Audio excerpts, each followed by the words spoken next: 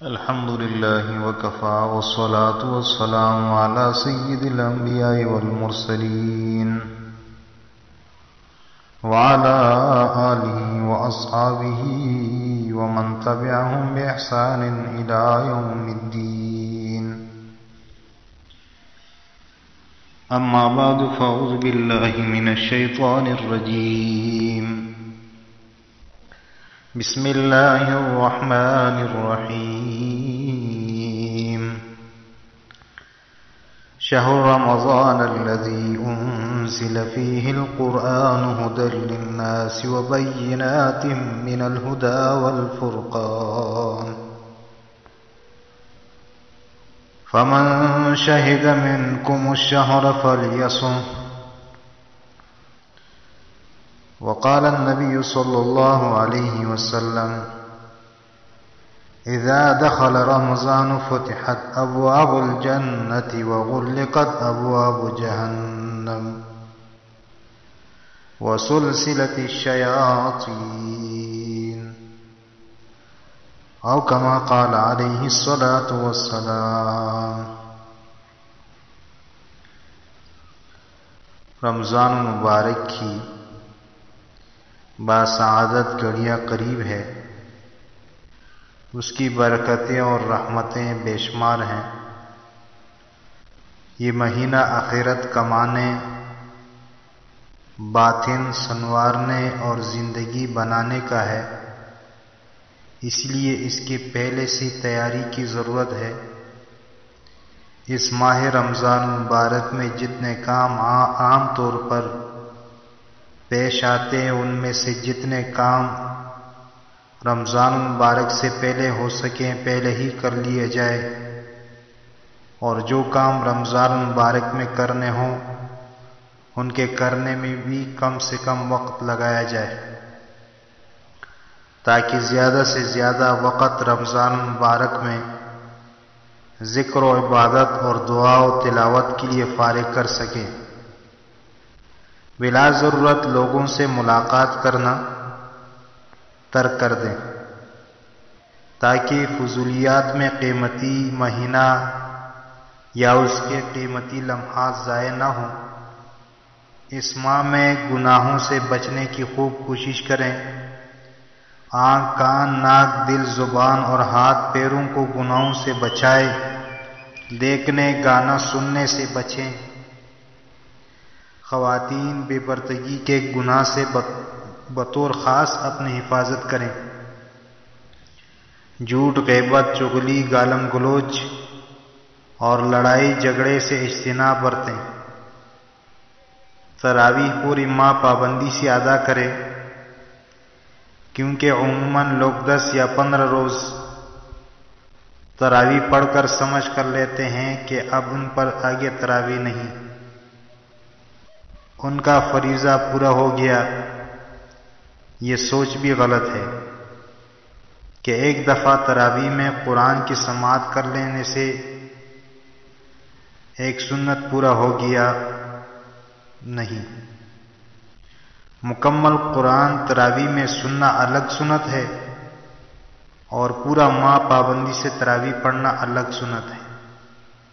اسی طرح اللہ پاک سے گڑ گڑا کر اپنے والدین، اہل و عیال اور تمام مسلمان مردوں عورتوں کی مغفرت کے لیے دعا کریں، اور اللہ تعالیٰ سے خاص طور پر اس کی رضا اور جنت مانگے. اللہ کی ناراضگی اور دوزخ کی آگ سے پناہ مانگے. رمضان مبارک ایسا مقدس مہینہ ہے کہ اس میں ہر فرض کا ثواب 70 فرضوں کے برابر کر دیا جاتا ہے، اور ہر نفل عبادت کا ثواب فرض کے برابر. یہ صبر اور غم خواری کرنے کا مہینہ ہے. روزہ افطار کرانا، لوگوں کی خوشی میں شامل حال ہو کر ان کی ہمت بندانا، مساکین و یتامى کی کفالت کرنا، اس ماہ کا ہر عشرہ خاص اہمیت کا حامل ہے. چنانچہ پہلا عشرہ سراسر رحمت ہے، دوسرا عشرہ دن اور رات مغفرت کا عشرہ ہے، اور آخری عشرہ دوزخ سے آزادی کے لیے ہے۔ اس مہینے میں تمام آسمانی کتابوں اور صحائف کا نزول ہوا، تو یہ بھی اس کی فضیلت کی بہت بڑی دلیل ہے۔ اور اس میں جیسے کہ میں نے عرض کیا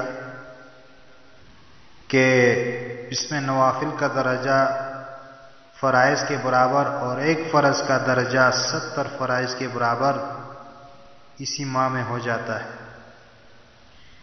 گویا کہ یہ اس کی دوسری فضیلت ہو گئی۔ تیسری فضیلت اور خصوصیت یہ ہے کہ رمضان کے مہینے میں سرکش شیاطین زنجیروں میں جکڑ دیے جاتے ہیں اور جہنم کے دروازے بند کر کے جنت کے دروازوں کو کھول دیا جاتا ہے۔ چوتھی خصوصیت یہ ہے کہ رمضان کے مہینے میں اللہ تعالیٰ نے 5 چیزیں اس امت کو ایسی دی ہے جو پہلی کسی امت کو نہیں دی۔ وہ 5 چیزیں یہ ہے: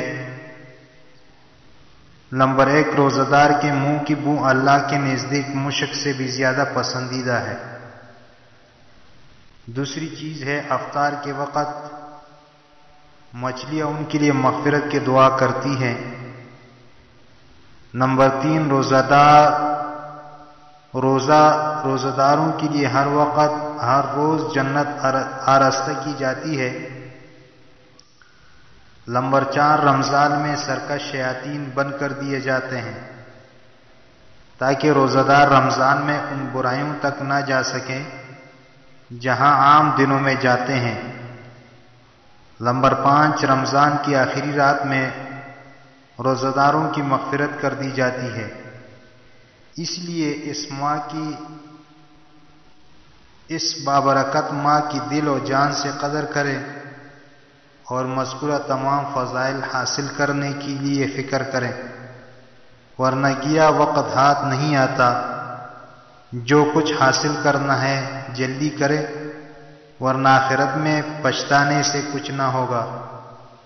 اس مہینے کے بہت ساری ایسی خصوصیات ہیں جو صرف اسی کے ساتھ خاص ہے، کسی دوسرے مہینے کو وہ حاصل نہیں ہے، جن کے بارے میں انشاءاللہ ہم آئندہ بات کریں گے۔ ابھی اتنا ہی کافی ہے۔ آپ حضرات ہمیں اپنے خصوصی دعاؤں میں یاد رکھیں اور ماہ رمضان کی تیاری کریں۔ وآخر دعوانا الحمدللہ رب العالمین۔